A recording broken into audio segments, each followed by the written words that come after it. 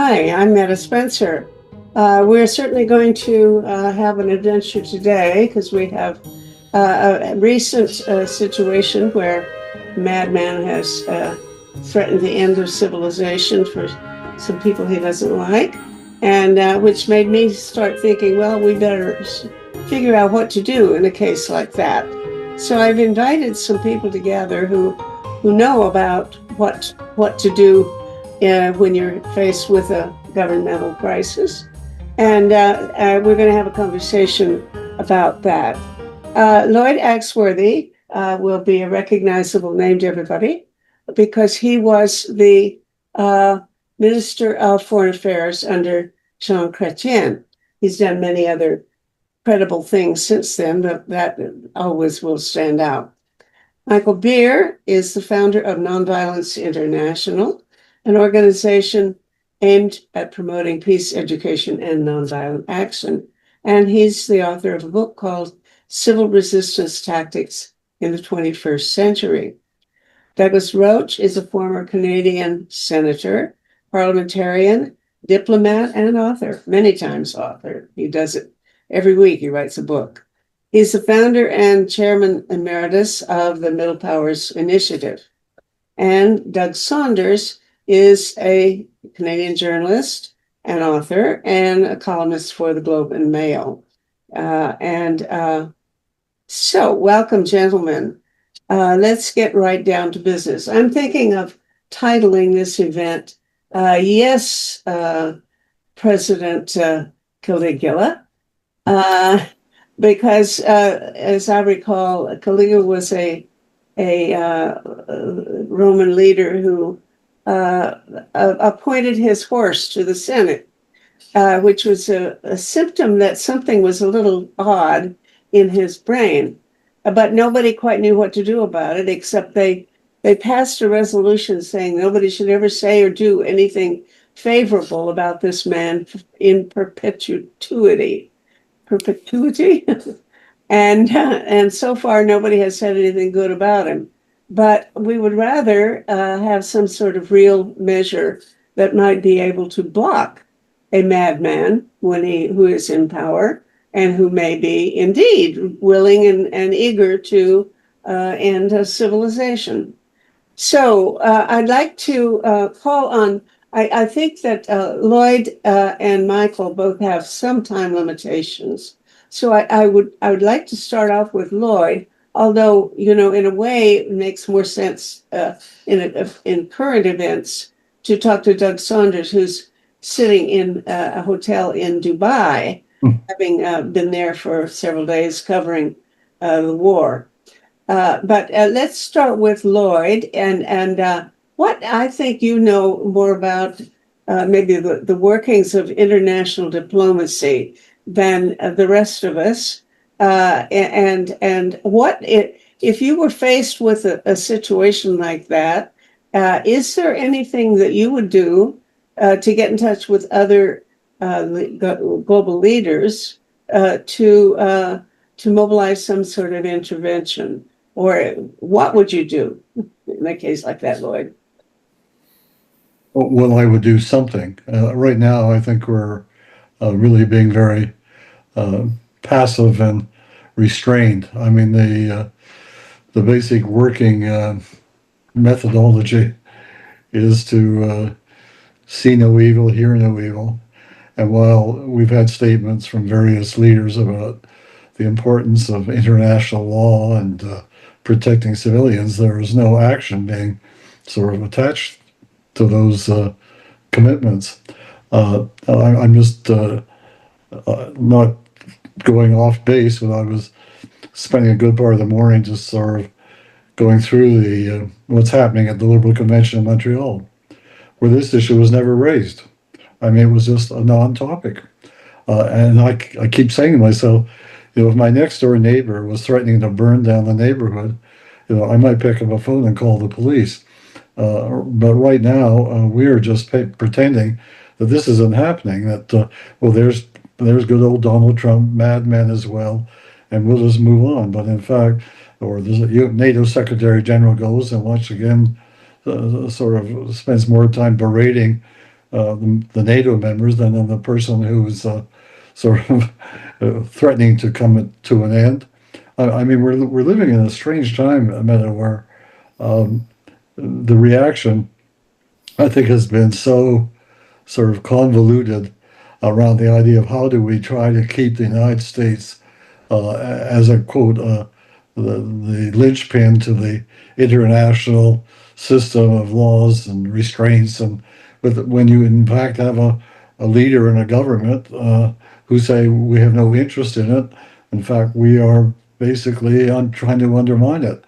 And I don't think you can just attribute this that kind of that Donald Trump has become a wacko. I mean, that may or may not be the case, but there is certainly a very large system of government in the United States which is supporting him on this.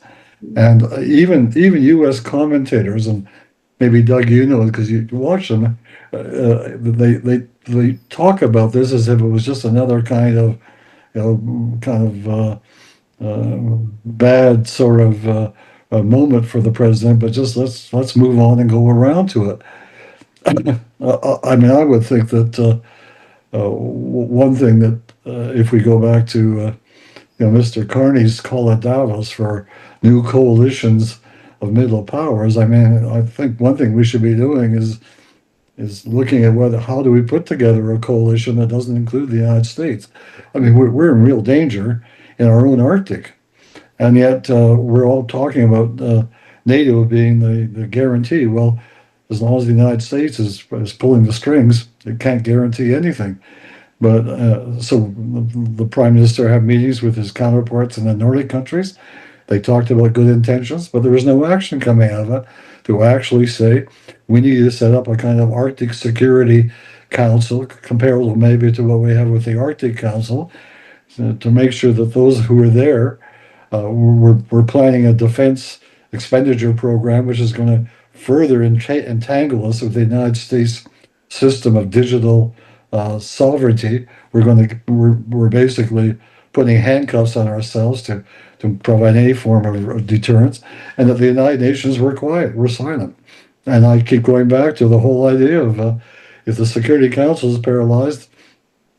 There was a time a guy named Lester Pearson used the Uniting for Peace resolution to create some solutions, and actually That's the thing. Tell me how long it would take to try to do this Uniting for Peace thing. Now we should maybe you can explain what it is a little bit, because not everybody knows what that gives us an angle on how to get some action in the Security Council. But how would it work, and how long would it take to do it?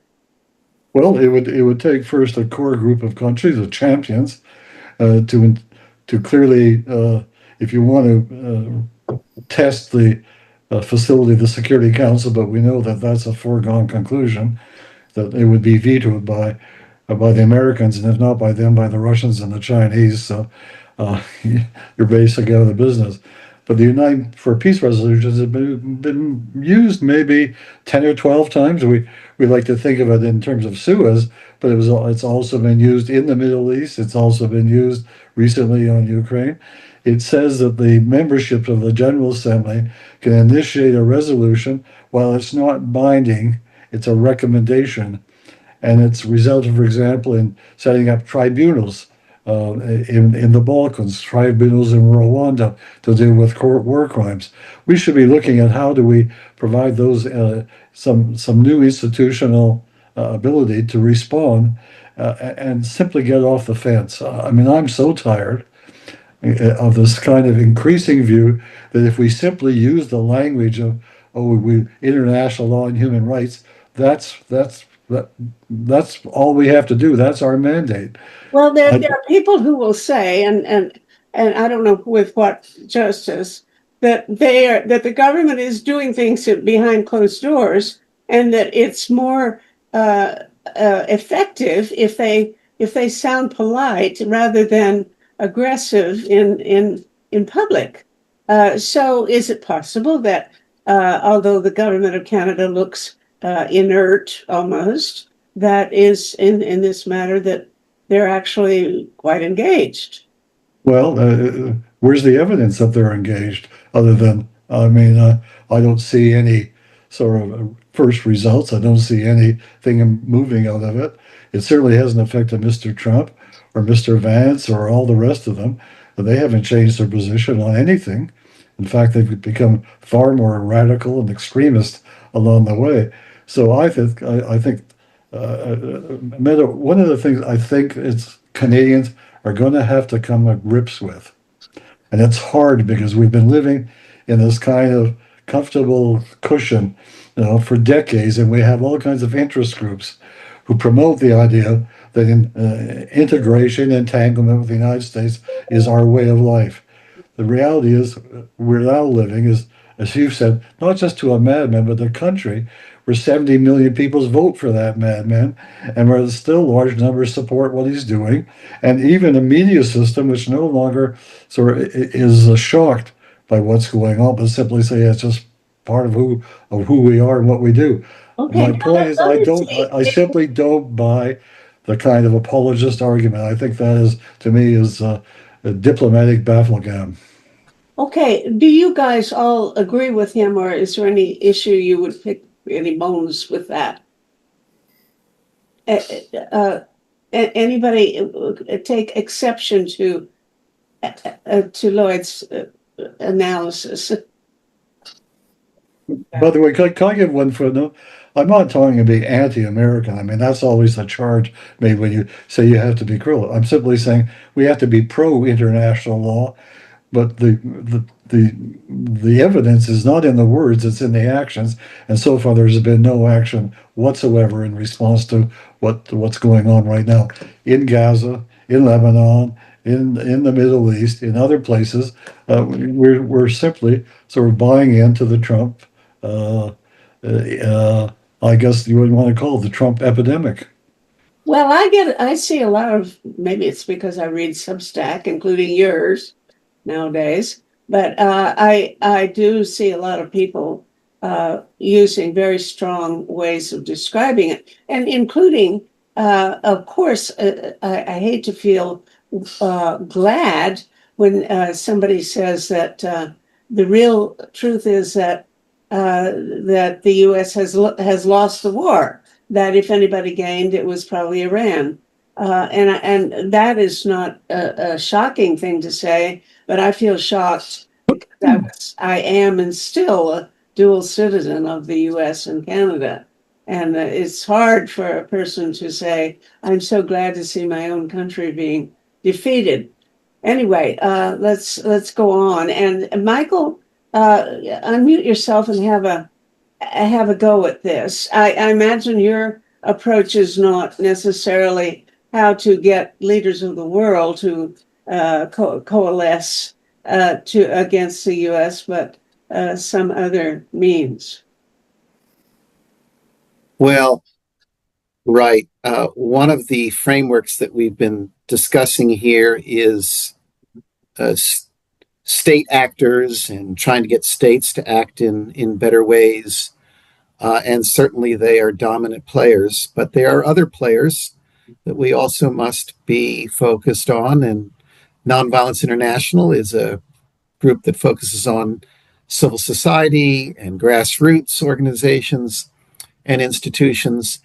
And we need to be stepping up to the plate, those of us who are in the United States, as well as civil society around the world, to really push the state actors in better directions. At the moment, in West Asia, where we have a number of wars going on, led by Israel and the United States, the response by civil society has been also fairly weak, unfortunately, and needs to bulk up. And we're trying to help make that happen. We do see small glimmerings of a peace movement in Israel. It's being repressed openly. Demonstrations being attacked by the police in Israel and people arrested. Um, Throughout the West Asia, we haven't seen a great deal of people mobilization or civil society mobilization against this war on Iran and Lebanon. And we're trying as best we can at Nonviolence International to get, in particular, the Arab street, the Arab civil society groups, to be pushing forward with the peace initiatives. There is an opening at the moment that we're trying to exploit, where at the moment the Arab governments have not openly attacked Iran, for example, and they've refrained.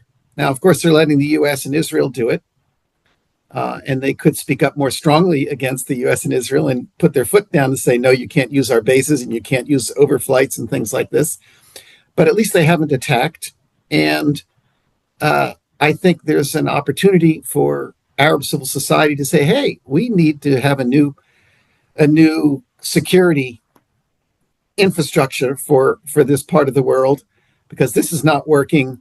And I think there's actually space for civil society to actually congratulate their governments for not directly attacking, for example, Iran, and trying to get better discussions about what does the security architecture look like in the future. Clearly, the United States is not able to provide the security that they once promised, and we need to do something different. But you're not really getting the discussion. We just need to build. I've got a problem with what that you're assuming, because although I said Trump is the madman, the Ayatollahs have been just as crazy and even more vicious. And why do you want to defend that government? I think we got to find a solution that is sees the craziness in both sides and puts up blockages every place. This is not a both sides issue. There are a lot of bad actors here. To say Iran has crazier actors than Israel or Egypt or Saudi Arabia, that's silly stuff. I mean, there are lots of bad actors in the region, and there are lots of bad actors. The United States is in many cases a bad actor here. So we really need we need civil society to be really talking openly. Yeah, we got civil society, a bunch of women who say exactly what I'm saying. Where in the Arab world do we have that at the moment? We really don't see that much in the Arab world. We need to see that. We need to be supporting voices that are calling for new approaches to get security in the Middle East and West Asia, and we're not having enough of this robust discussion, civil society discussion about what that looks like yet. So it's just a question of, at the moment, too much about the geopolitical actors who are this side versus that side, like it's a baseball team. Okay, let me invite other people, because I'm talking too much and saying things I shouldn't say.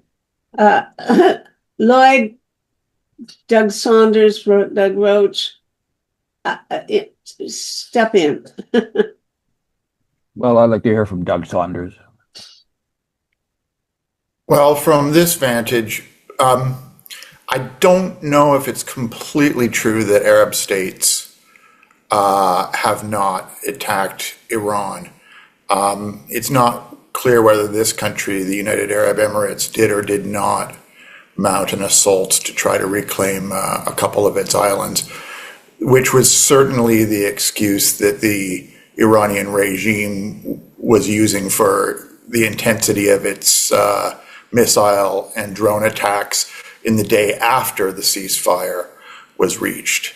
A belief that there had been an Emirati Air Force action against Iran to reclaim some islands. It certainly is true that this is causing the Arab kingdoms of the Gulf to shift from the security umbrella that was provided by democracies since the years of the Carter Doctrine in the late 70s to looking to other autocracies as sources of security. People here in the Emirates and in Saudi are very actively talking about now replacing the United States with Chinese support. Saudi Arabia just made a sort of mini, a collective defense alliance, much like NATO, with the military regime of Pakistan and so on. So one of the longer term forms of damage, not just in this region, but in the world, accomplished by Donald Trump's actions, is to shift allegiances away from democracies and toward dictatorships. China and Pakistan and so on have a lot. The shorter term damages, of course, and I think the area where any attention needs to be focused is on the populations that are suffering under this. Most prominently, the population of Iran, which, remember, Could you find Barry Prentice's latest on Zoom for me? Okay. weeks before this conflict began, in mid-January, Iran's theocratic regime massacred probably tens of thousands of its citizens for having risen up for the rights of women and the rights of citizens, and things were fomenting to the point that you could imagine a popular action that could have been supported by countries like Canada and so on to cause change in Iran. It's not an easy country to change because it's not like, as Donald Trump and Benjamin Netanyahu learned, you can't just kill the head of state and everything falls. It's not a simple place like Venezuela or Iraq or something like that. Nevertheless, there was potential for change in Iran only weeks ago that is now not there. One of the outcomes of this, and one of the reasons why we should hope for something other than a peace agreement in Islamabad today, is that the consequence of this war, the bad thing about this war is that it was not a war of regime change. In fact, the outcome seems to be to strengthen the theocratic regime, and it'll be a new version that will no longer be sort of a constitutional theocracy. It'll now be a military state. The nominal head of state, the younger Ayatollah, has reportedly been in a coma since possibly before he was sworn into office, and is a puppet being operated by the Revolutionary Guard Corps, which will want to wreak revenge upon the citizens of Iran on a very large scale. So the citizens of Iran are major victims. The citizens of Lebanon are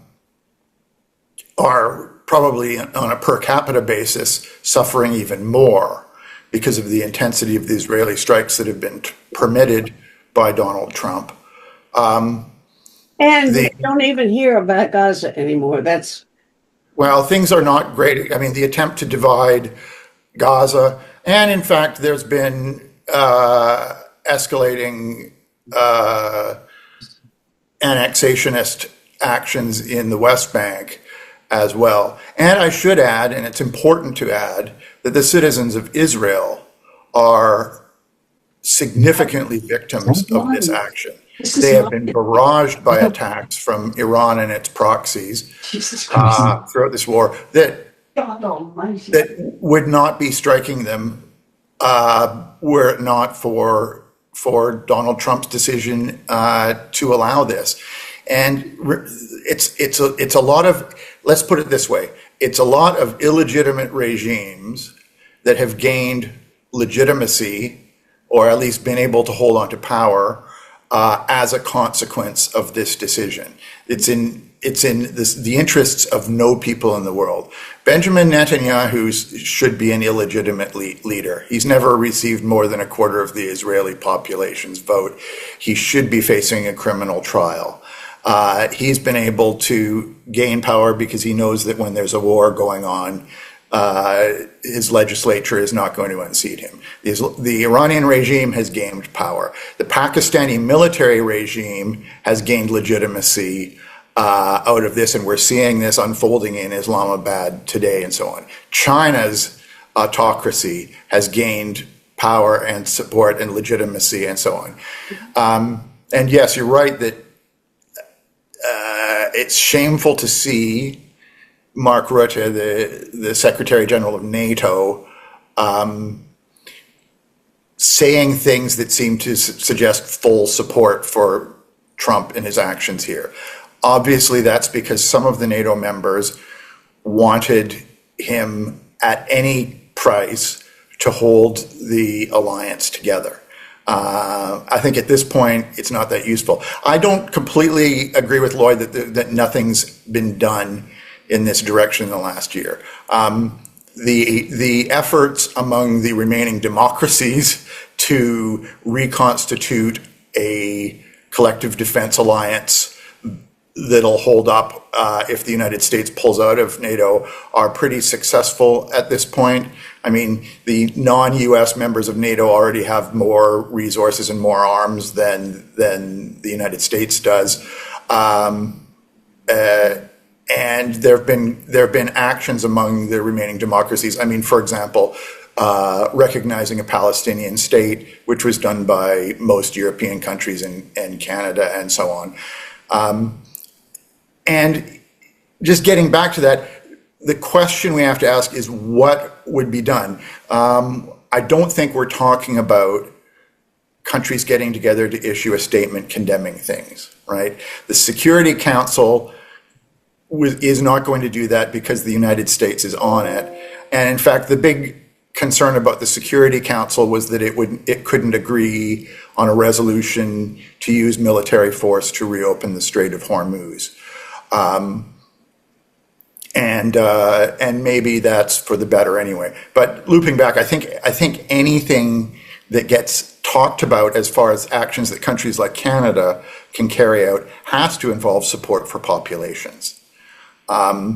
We should be doing things to support the people of Iran in their efforts to try to overthrow their regime in much the same way that we supported Ukrainians in their effort to try to keep Vladimir Putin back, and so on. We're now in an era where we can't wait for the United States to do something, and we now have to actually act against what the United States is doing. And I don't think anyone's ready for that. Certainly NATO is not ready for that. At the moment, I think the whole world is just waiting to see what happens in Islamabad today. Well, And frankly, the best outcome out of Islamabad would be no agreement at all. The best outcome would be if they simply agreed to return to further talks in the future.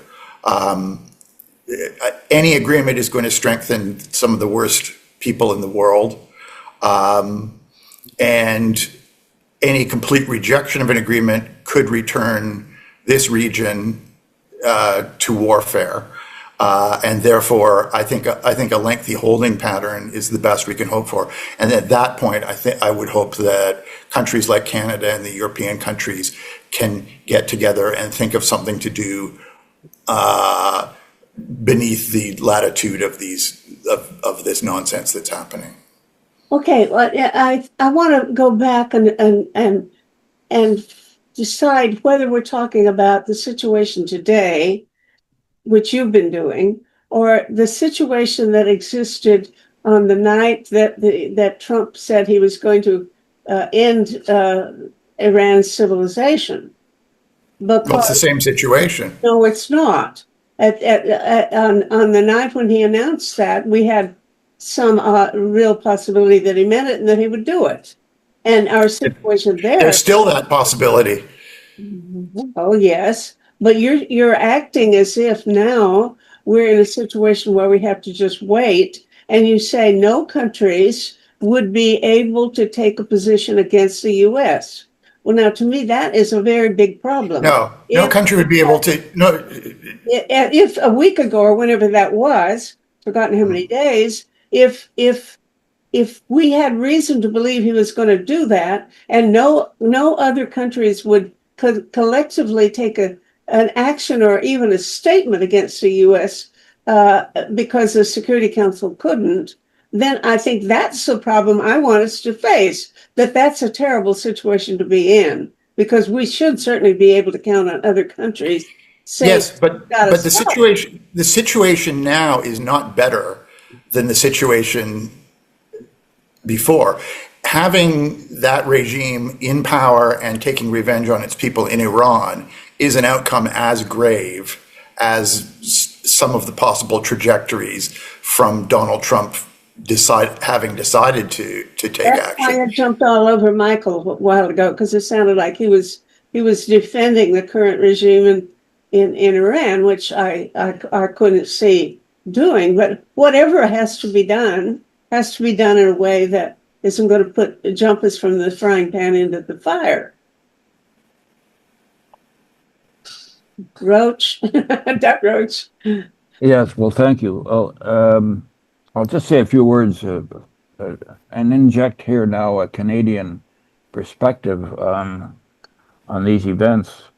I start with recalling what John F. Kennedy said more than once, namely that if you want peace and security in the world, do not expect to get it from a revolution in human nature. Rather, expect to get it from an evolution of the institutions that we have already created in the world. Chief of these, of course, is the United Nations and its ancillary system, including the International Court of Justice and now the International Criminal Court and various other UN agencies. And so I would like to have us concentrate for a moment on what Canada can do in its own small way. We are 0.5% of the world population, but we have raised our voice internationally before to good effect. The Landmines Treaty, the International Criminal Court, etc. And we can raise our voice, our moral voice, our political voice again, particularly now that Mark Carney is ascending in international stature. Carney is clearly reaching out to a variety of nations around the world, forming new kinds of alliances for the principal purpose of increasing Canada's trade relationships and diversifying those relationships so that we're less dependent on the United States, which has been our chief problem in this respect all along. So I think that for Canada to push for the development of a more defined middle power initiative, some sort of a coalition of states that's in my view is already there. It's in a latent position now that needs to be energized. And I think that Mr. Carney is in a position to drive a coalition of middle power states going into the United Nations General Assembly and pushing the Uniting for Peace resolution to have it's true it's not a binding resolution, but it has an enormous moral power that the United Nations Charter must be followed, particularly 2.4 with respect to the invasion of countries and the basic structure of peaceful relations, to uphold that, and perhaps with some spin-offs down the line, but to reassert, to reaffirm, to re-emphasize the basic institutional structure of the world that the United Nations Charter has presented.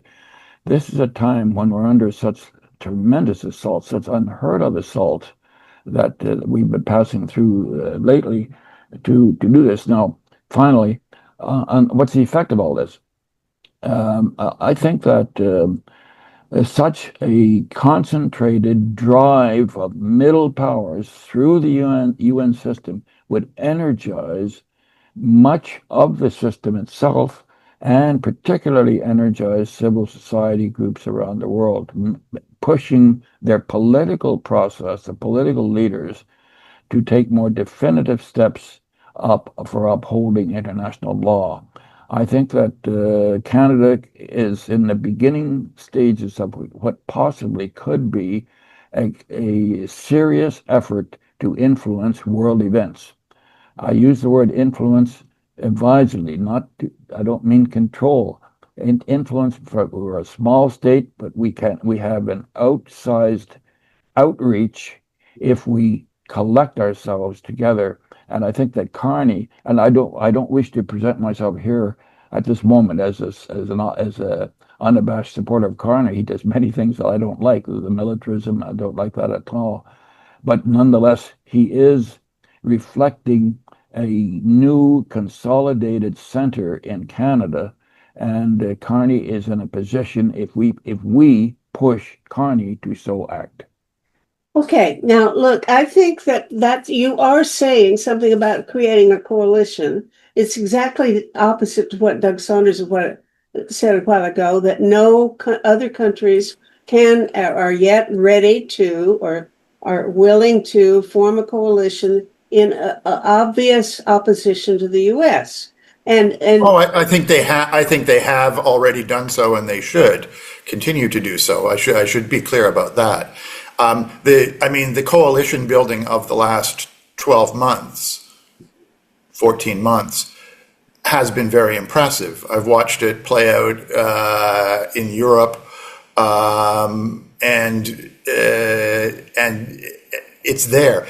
The question is whether the existing and nascent coalitions can do anything at this particular moment that would cause any material benefit. And I have questions about that. Okay, I think that puts it right back in the situation, let's say, of the Republican Party in the U.S. There are a lot of people who are Republicans who'd like to take a position contrary to the president's position, but they are scared to. The real situation now is the world has concentrated a whole lot of power in one person's hands, and all the other people in the world, even separately or together, do not feel that they can form a coalition that dares to try to stand up against Donald Trump. And I would say they have, and they are. Well, I think a strong coalition of middle power states acting in the way that I described above would help to give some courage and reinforce the beginning of the senior Republican leadership in the U.S. speaking out and acting out against Trump. Okay, I think there's nobody in the world who can. What we need is a counter-Trump movement. Not only a movement, a force, a coalition, a body, an institution that actually is strong enough to challenge Trump. Now, the Pope can't do it. The Secretary General can't do it. The head of NATO can't do it. There is nobody in the world who singly can do it. The elders can't do it. But the elders, let's say, if we made a coalition that they stuck together and created an entity, like the elders and Harvard University and the Pope and the Secretary General, or any combination of those, with a place that is visible, like a Kremlin gates or a White House columns or the Harvard Yard, or something that is a place that's their headquarters. And if they all said, now we are an entity now standing up against the U.S. So anytime that Trump speaks, the world's press should come and give us equal time, because we will have a press office and we will have a statement on every policy that he enunciates. And if they formed an entity like a coalition that was really a unit, then we would have something that somebody could call the counterpart to the U.S. official doctrine. Maybe the Republicans can't do it, but the Mary Robinson or somebody in the elders could form a statement along with I don't know. But Meta, you're talking about making statements No. or protesting or in Doug Roche, you're talking about trying to use international law. I don't think collective statements or international law are of any value in this sort of context. I mean, I hate to be quoting Joseph Stalin and saying, how many divisions does the Pope have? But I think a lot of those bodies do issue statements condemning Trump. But they don't put it together. If every Well, yeah, they kind of do. They do. I mean, there's a lot of coordination and talk. A lot of them get together. I mean, the decision of very belatedly of the British Prime Minister Keir Starmer to finally stop trying to placate Donald Trump on international matters and to just turn around and condemn him was not something that came from Keir Starmer alone. That came from a concerted effort, particularly on behalf of Mr. Carney and so on, to get him on side. And France and Germany played big roles in that as well. So there's been a lot of collective effort at the political level to create a unified front and a coalition that speaks with one voice. I mean, the only reason why it doesn't seem that way is because it is speaking with one voice, but it can't do anything. I mean, are they going to shoot down U.S. fighter jets from the sky or something like that? That's the hard question now. Do we need concrete solutions in the form of democratic powers, what I call the surviving democracies, proposing an actual plan? Yes, I think that's a concrete solution that would work. I think if the democratic leaders got together in Geneva or something and wrote a counter Islamabad proposal for Iran and Lebanon, for example, that would be a welcome development, right? If they stood up and said an entire region's well-being should not depend on these lackeys of Donald Trump meeting with the surviving ayatollahs in Islamabad. Instead, here's our 15-point plan.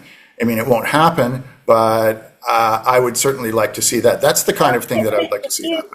Look, Michael, you're the civil society proponent here. If civil society were to argue for any one thing, would you argue for exactly what Doug has suggested? That kind of action for a group of the leaders, world leaders, to propose an alternative solution that they argue for and will try to support in material ways. I mean, even financially or militarily, for God's sake. I say yes, and yes, we need to support middle powers and democracies to step up and unify where they can to push back on the United States. And civil society itself for us to have a healthy world that's not just a statist world where all the decisions are being made by nation states and at the United Nations. We need a much stronger civil society in terms of consumer, labor, internationalist kind of movements that can throw their weight around. We don't really have that strong enough at the moment to really have an impact. We need, obviously, the whole corporate world is a very complicated world, and the financial world is a very complicated world. It's not completely controlled or dominated by any nation state, including the United States. And that is playing a role here that is not fully controlled by the United States. But we need to figure out a way to help mobilize civil society. I would say that in terms of Canada and Mexico, we haven't mentioned, these are two very key states, not just the nation states, but also their civil societies to really be reaching into the United States and pushing back into the United States. Carney should be, as well as the civil society in Canada, should be reaching in and speaking directly to the people of the United States and trying to influence public opinion and our civil society and institutions. And Mexico also. I think Canada and Mexico really should be uniting a lot behind the scenes. They both have very strong internationalist credentials and histories. And I think together would have a very powerful influence on the public opinion and politics here in the United States. They'd have to do it very carefully and whatnot. But I'm just wanting us, when we talk about this, not to always just talk about nation states and the games they play, but what can we also do around public opinion, supporting civil society institutions to step up here, because the nation states are clearly struggling and the middle states are struggling to really push back on the U.S. I like that. Now, how about adding in the financial institutions?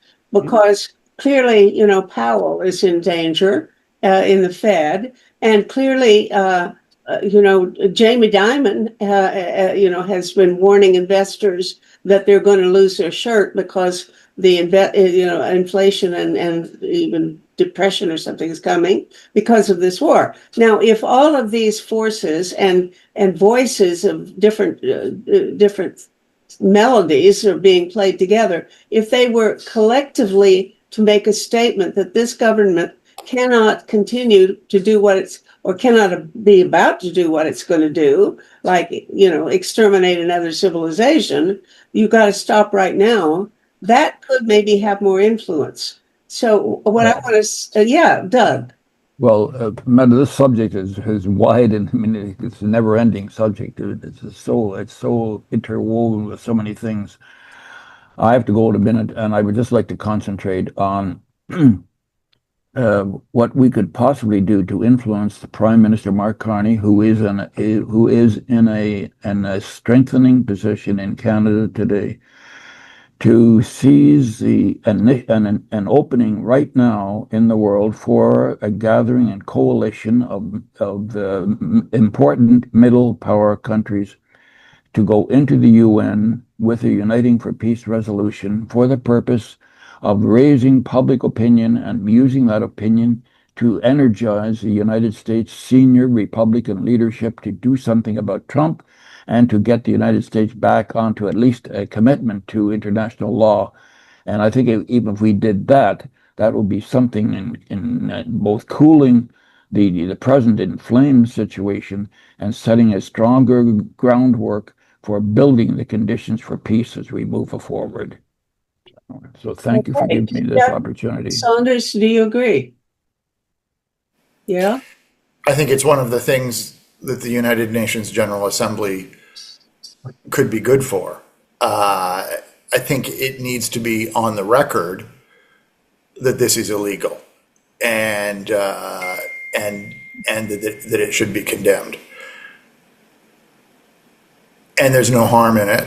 But I think there are more urgent needs as far as action's concerned. We are within a few weeks of major crops failing in South Asia and in Africa, like a year's worth of food crops failing. because of the closing of the Strait of Hormuz. We may need to have a humanitarian intervention on a very, very, very large scale if that happens.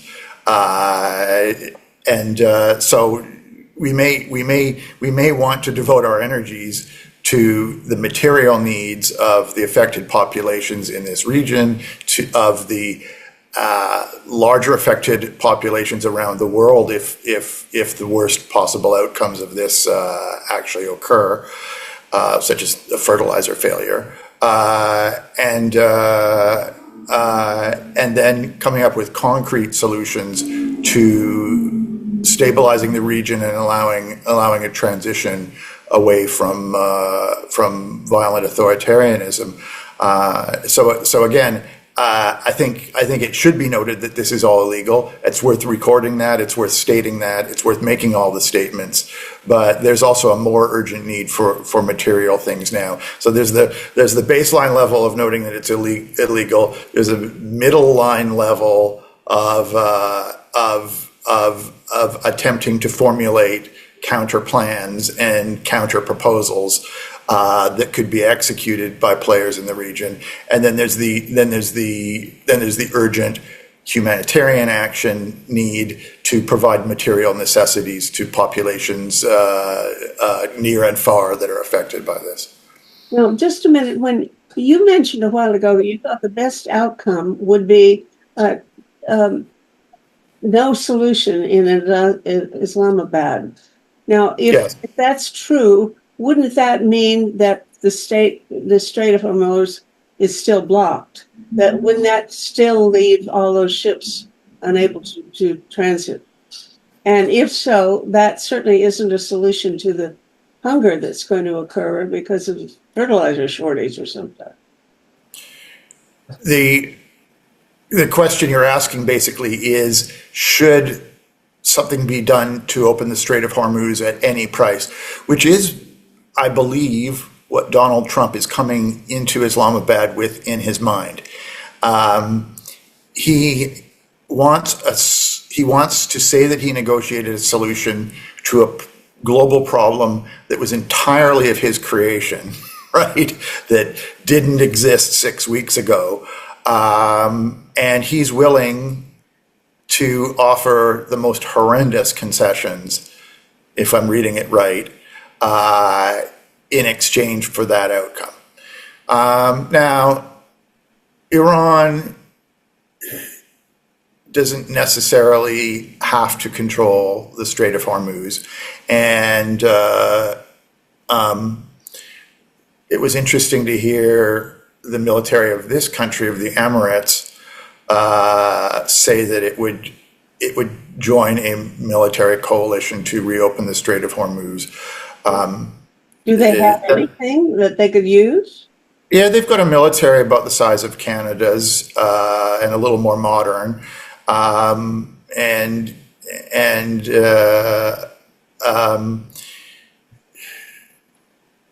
However, I think the idea that Tehran can hold the Strait hostage is a problem.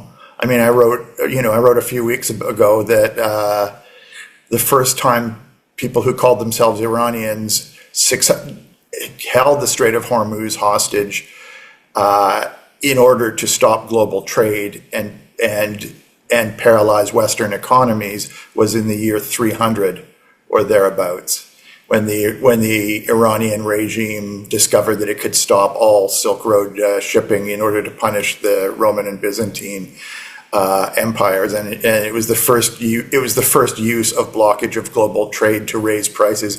It caused an inflation crisis, a balance of payments crisis, and so on.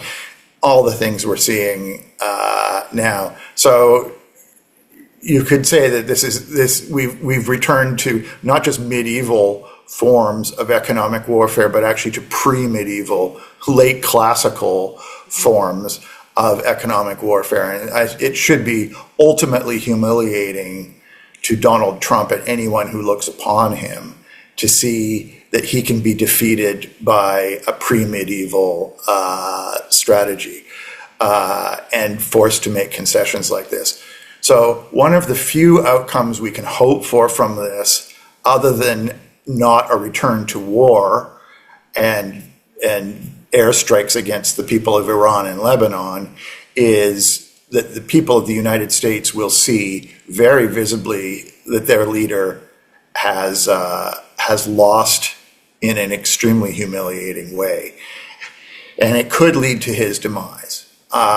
We've said this before. The problem is that any prediction that Donald Trump is about to go down in flames has always been defied. You know, he held a violent insurrection and should be in prison for that, and he overcame that. You know, he was supported by Vladimir Putin and knew about it and overcame that, and so on. So I understand the skepticism of Americans, but it's a very different season now.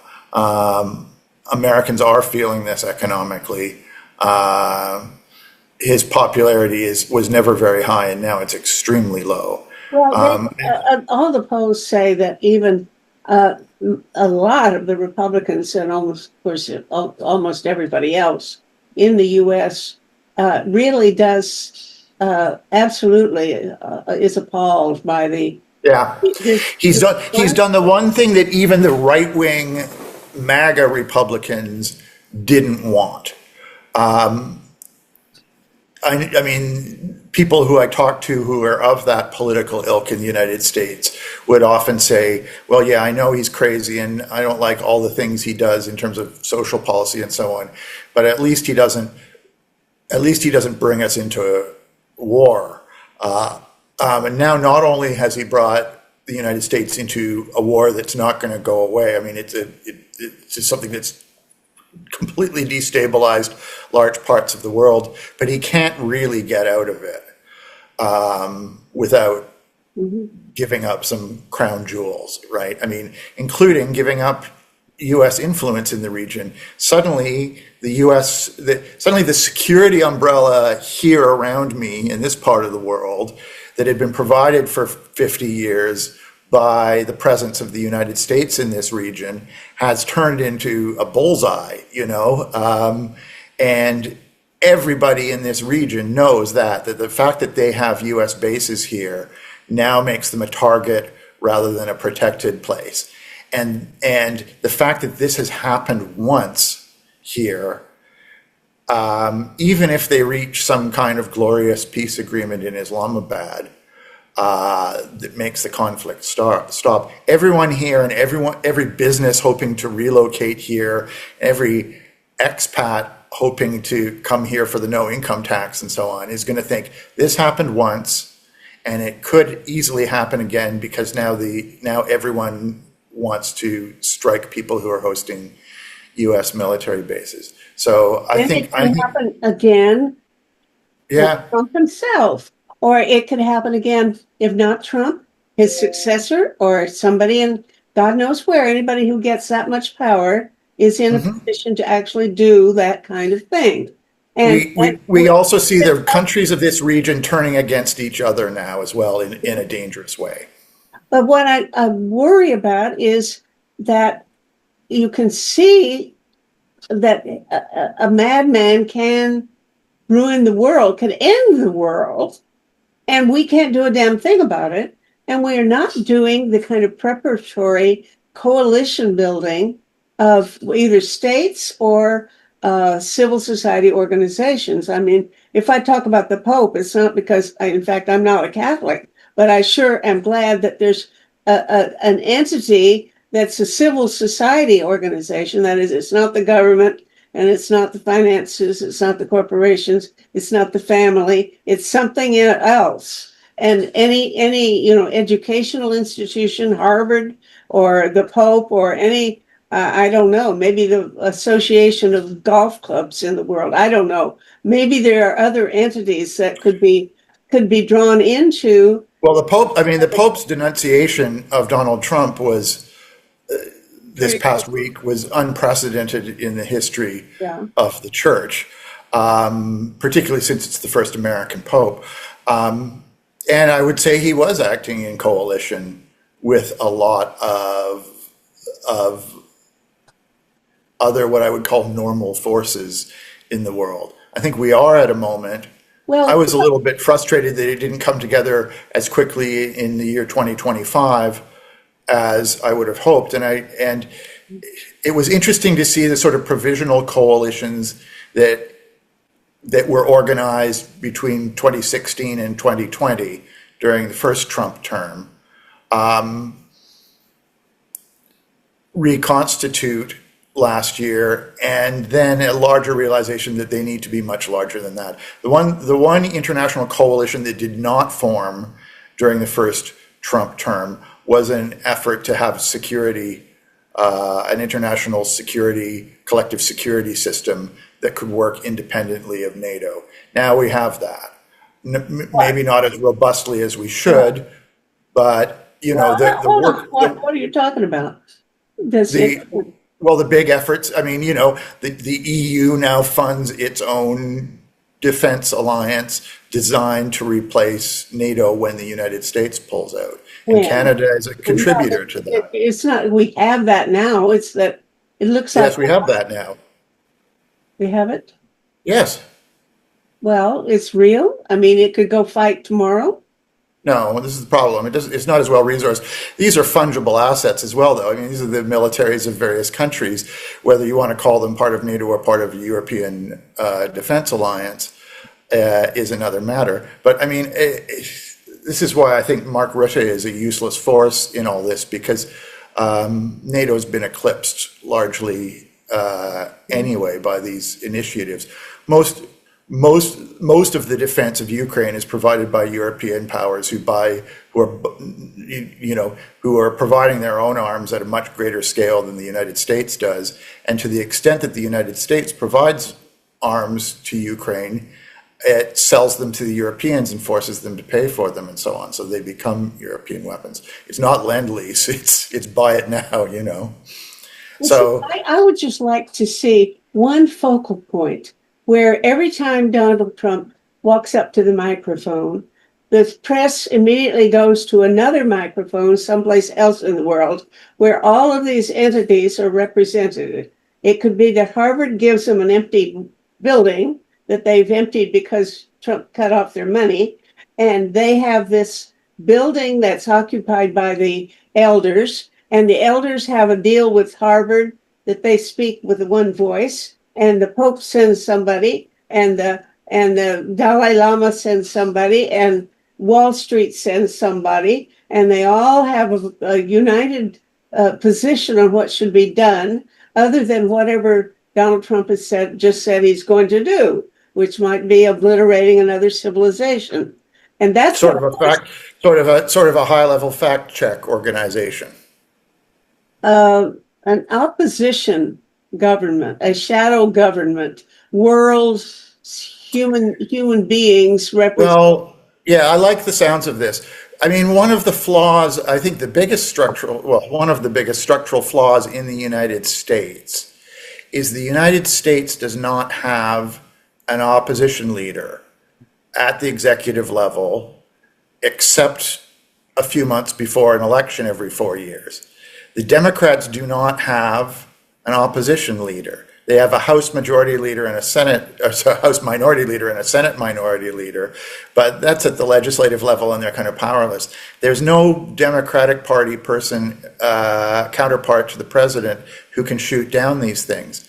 Well, I've always thought the only person who's a counterpart to the president is she, and that's not exactly the side I want to join. But this is the problem. We want it to be the democracies of the world. I would not want the Pope or the Dalai Lama included in this particular group. I mean, we may agree with what they say, but they are autocrats. They are not on our side. They're not they're not the people we want. Or stop being a Catholic if they want to.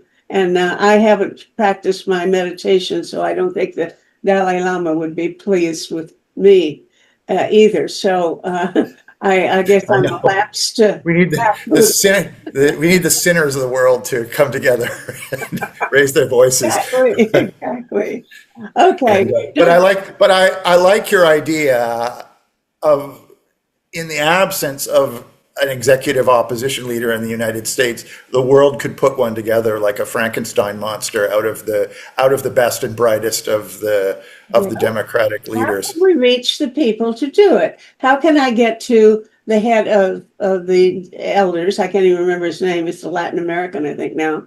How could I talk them into reaching out to the Secretary General? And you don't want the Pope, but I don't know anybody who's equivalent. Head Harvard, if the Harvard would do it. There are a lot of bodies of retired world leaders that are. I mean, there's Club de Madrid. There's the Elders. There's about 7 others as well. So there's ways to get groups of these people together. Well, fine. Tell me how. I'll do it.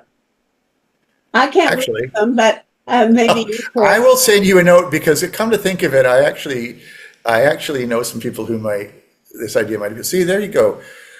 Project Save the World could save the world. So I will send you I will send you a note about somebody who you could potentially email. Okay, you don't want to use your name yet, but I will be very happy to spend my declining months or years. I'm not going to pretend to be very well connected, but I know people who do convening things for some of these sort of things, and that's what I was hoping for. Okay. When you put it that way, it sounds promising. Okay, this has been fun. I don't know whether it's been fun. It's not fun. What do you call it? It's worth Gallows humor. Yeah, well, we're in the eye of the hurricane, aren't we? And this is we're at the middle of the teeter-totter, and we don't know whether it's going to go up or down. I think we got to head through the guillotine hole. That's how far we are. I mean, that night, when he said that thing about destroying civilization, that did move some folks and made me think, when you've got your head in the guillotine hole, somebody better act quick. Yeah. We don't have much time to figure out what to do. It's not a matter of passing legislations or getting signatures on a petition. You've got something to deal with. That's where I very much agree with you, is that I think those words coming from the President of the United States, with the resources arrayed to actually realize those words, was a crossing of a Rubicon. The cork is out of the bottle now that that's happened, and it's not going to go back in. And we do need to start talking about new types of responses. This is why I think this was an important conversation, and it was very good to hear from the other esteemed contributors as well, because none of this is abstract now. This is very real now that those words have been said. Thank you, Doug. Take care of yourself. Thank you, Meta. Last I heard from you, you were in a doorway trying to encase the wall. Yeah, my mobile phone had screamed that missiles were incoming from across the Persian Gulf, and my phone actually said I should get under a door frame, so I did that, and that happened several times last week. And I'm not even in a particularly dangerous place, but the fact that we have technology that can tell you a specific thing is coming toward you, it sharpens the mind, Sharpens the minds. Okay, well, take care of yourself, dear. Thank you, Meta. I'll see you in Toronto soon enough. Bye-bye. Bye.